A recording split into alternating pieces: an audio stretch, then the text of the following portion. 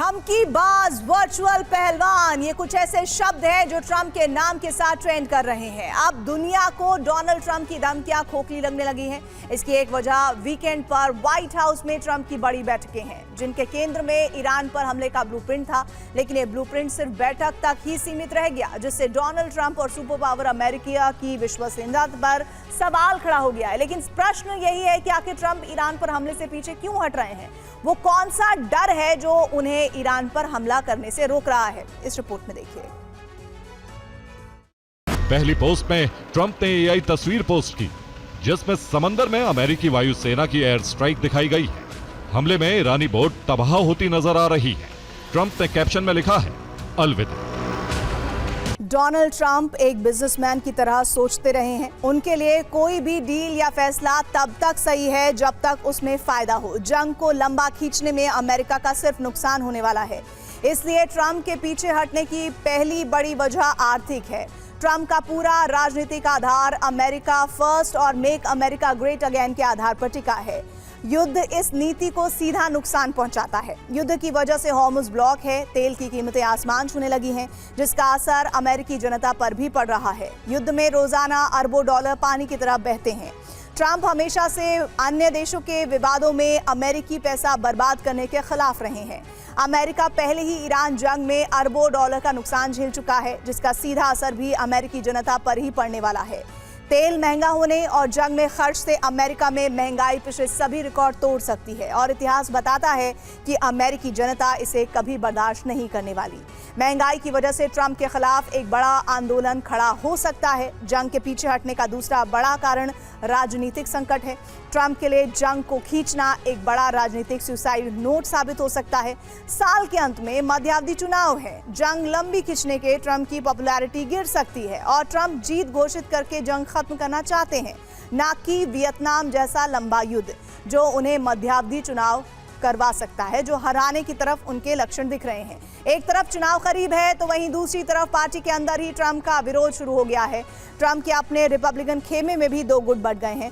एक ट्रंप के साथ है, दूसरा विरोध में है। और अगर युद्ध से अर्थव्यवस्था बिगड़ती है तो ट्रंप के अपने ही साथी उनके खिलाफ खड़े होने लगेंगे।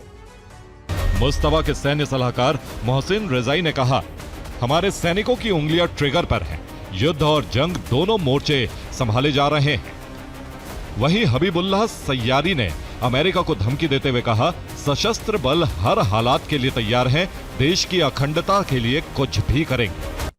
जंग से पीछे हटने की एक बड़ी वजह सैन्य नुकसान भी है, जिसे एक छोटे से उदाहरण से आपको हम समझा देते हैं।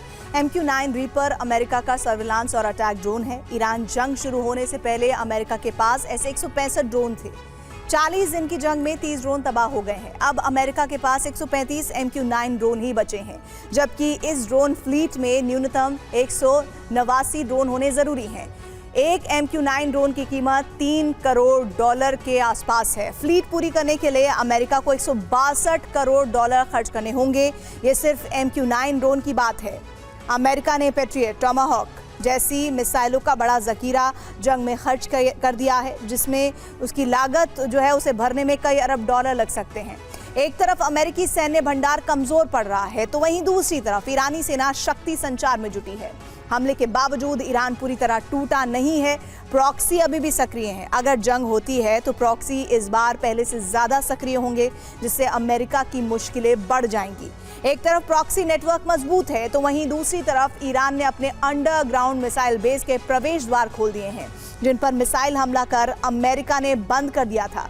यानी ईरान पहले जितनी क्षमता से ही अमेरिकी बेस और उसके मित्र देशों पर हमले कर सकता है।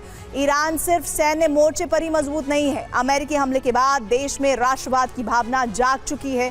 पूरा देश अमेरिका के खिलाफ एक साथ खड़ा है। यही वजह है कि सऊदी अरब ने ट्रंप से हज तक हमले रोकने के लिए कहा है। ईरान ने युद्ध में शानदार रणनीति बनाई और अमेरिकी एयर डिफेंस को खाली कर दिया। ईरान की नीति का ही नतीजा है कि अमेरिका के पास हथियारों की किल्लत है, लेकिन ईरान के पास हथियारों का भरपूर भंडार है। अब तेल निर्यात को लेकर भी ईरान ने ऐसी रणनीति बनाई है कि अमेरिका का अरबों डॉलर नाकेबंदी पर खर्च हो जाएगा, लेकिन ईरान का तेल निर्यात नहीं रुकेगा।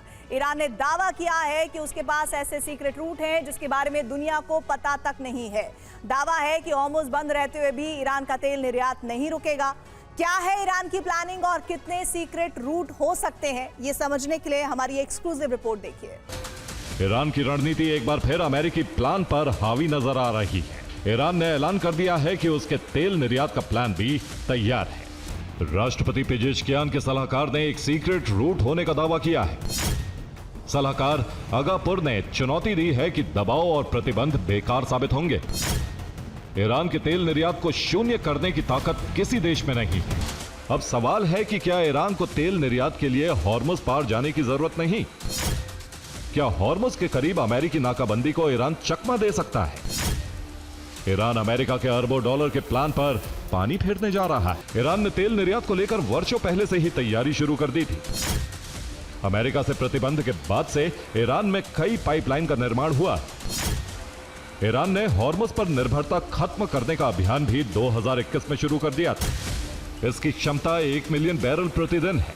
इसकी 2024-2025 में टेस्ट लोडिंग की गई थी। इस लाइन से अमेरिकी नाकाबंदी पास हो सकती है। ईरान के सीक्रेट तेल निर्यात रूट में सबसे बड़ी भूमिका इसी गोरेह पाइपलाइन की हो सकती है। ईरान ने गोरेह इलाके के पाइपलाइन को बनाया है और इसे बंदरे बुशर जैसे अहम ठिकानों से होते हुए बंदरे अब्बास को पार करते हुए और बंदरे जास तक इसे पहुंचाया है। इसी जास्क पाइपलाइन के जरिए बड़ा खेल हो सकता है। ये 1100 किलोमीटर लंबी पाइपलाइन है जिससे प्रतिदिन 10 लाख बैरल तेल सप्लाई हो सकता है। देखिए, जास्क बंदरगाह हॉर्मुज से आगे है और ओमान की खाड़ी के सामने की तरफ है। मैप के जरिए आप इसे डिटेल में देख सकते हैं, जबकि अमेरिकी नाकाबंदी हॉर्मुज रूट पर है। ईरान जास्क पोर्ट से बड़ी आसानी से पाकिस्तान में तेल सप्लाई कर सकता है और ईरानी तेल कराची तक पहुंच सकता है। अब यहां से पाकिस्तान का रेल रूट है जिसके जरिए कराची पोर्ट से ईरान का तेल पाकिस्तान के रावलपिंडी तक पहुंच जाएगा। पाकिस्तान के रावलपिंडी के बाद सड़क रूट से तेल आगे जा सकता है। काराकोरम हाईवे के जरिए ईरान का तेल खंजेराब पास को पार करते हुए चीन में जाएगा और शिनजियांग के काशगर तक ईरान का तेल आसानी से पहुंच जाएगा। ईरान और पाकिस्तान के बीच रेल रूट भी है। तुर्की के इस्तांबुल से शुरू होने वाली रेल लाइन अंकारा होते हुए ईरान के तेहरान तक आती है और फिर आगे पाकिस्तान में जाती है। लेकिन इस रेल रूट को लेकर एक बड़ी दिक्कत भी है। दरअसल पाकिस्तान की रेलवे ट्रैक का साइज और ईरान की ट्रैक साइज दोनों अलग है। इसीलिए ईरान से आ रही ट्रेन पाकिस्तान की सीमा तक आती है, फिर सामानों की शिफ्टिंग पाकिस्तान की ट्रेन में होती है। अब ईरान की ट्रेन पाकिस्तानी ट्रेन से सामान लेकर वापस लौट जाती है। अब यहाँ तेल की शिफ्टिंग का सिस्टम बनाना होगा, तभी ये रूट ज्यादा बेहतर तरीके से काम कर पाएगा। कि ईरान यूरेनियम को लेकर अमेरिका की बात मान सकता है।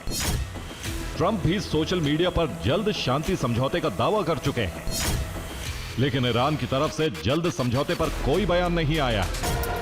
सोमवार को पाकिस्तान के लिए गैस ले जाने वाला टैंकर हॉर्मुज के पार नजर आया। टैंकर कतर के रास लाफान से एलएनजी लोड करके निकला है। कतर के रास लाफान से गैस लेकर चीन का भी एक टैंकर हॉर्मुज पार कर गया है। अबू धाबी के एक तेल टैंकर ने भी हॉर्मुज को पार कर लिया है। ईरान के सीक्रेट तेल निर्यात रूट में सबसे बड़ी भूमिका इसी गोरेह पाइपलाइन की हो सकती है। इसके बारे में हम डिटेल में आपको बताते हैं। ईरान ने गोरेह इलाके से पाइपलाइन बनाई थी। ये बंदरे बुशर जैसे अहम ठिकानों से होती हुई बंदरे अब्बास को पार करती है और बंदरे जास्क तक जाती है और इसी जास्क पाइपलाइन के जरिए बड़ा खेल हो सकता है। अब आप समझेंगे कि ये बड़ा खेल कैसा होता है, तो इसको हम डिटेल में बताते हैं। लेकिन इस बीच आपने जो रिपोर्ट देखी उसके बिना पर एक आगे की डिटेल आपको दिखाते हैं। दावा यह है कि चीन से ईरान को हथियार सप्लाई हो रही है। चीन के काशगर से तेहरान वाया अफगानिस्तान रूट से हथियार पहुंच रहे हैं। इसके लिए काशगर से पहले 300 किलोमीटर सड़क मार्ग से किर्गिस्तान के बिश्केक के रूट का इस्तेमाल होता है। अब इस रूट को कैसे इस्तेमाल किया जाता है, इससे क्या फायदा होता है और किस तरह आगे बड़ी चुनौतियां भी खड़ी हो सकती हैं, उसके मुताबिक देखिए, किर्गिस्तान बॉर्डर से 1000 किलोमीटर रेल मार्ग में से उज्बेकिस्तान तुर्कमेनिस्तान सीमा तक का ये पूरा कनेक्शन वाला रूट है। इस रूट को हम दिखा रहे हैं कि ये कनेक्शन कहां से कहां होकर जाता है, जिसके जरिए आप समझ पाएंगे कि आखिर हम इस रूट का जिक्र बार बार क्यों कर रहे हैं। अब इसके आगे बढ़ते हैं। तुर्कमेनिस्तान अफगानिस्तान बॉर्डर पर मौजूद सेरास्क में रेल और सड़क मार्ग से 700 किलोमीटर का सफर तय किया जाता है। और ये रूट देखिए, ये थोड़ा लंबा है और किस तरह इस रूट को तय करने के बाद आगे सड़क मार्ग से हथियार अफगानिस्तान में पहुंचते हैं, जहां हेरात के तोरगुंडी बॉर्डर से आगे इसे भेजा जाता है। इस दौरान अफगानिस्तान ईरान बॉर्डर पार करते हुए मशहद पहुंचते हैं ये, और आगे 900 किलोमीटर का सफर करके तेहरान की मिसाइल सिटी पहुंचाए जाते हैं। इसी रूट से ईरान चीन तक अपना तेल भी पहुंचा सकता है। ईरान के पास कैस्पियन का रास्ता भी है, जहां रूस उसका सबसे बड़ा मददगार है। ईरान रूस के जरिए भी अपना तेल व्यापार कर सकता है। यहाँ रूस कजाकिस्तान रूट से तेल जा सकता है और भी कई विकल्प हैं, जिसमें पुतिन की मदद से तय किया जा सकता है कि आगे इन विकल्पों पर कैसे काम करना है।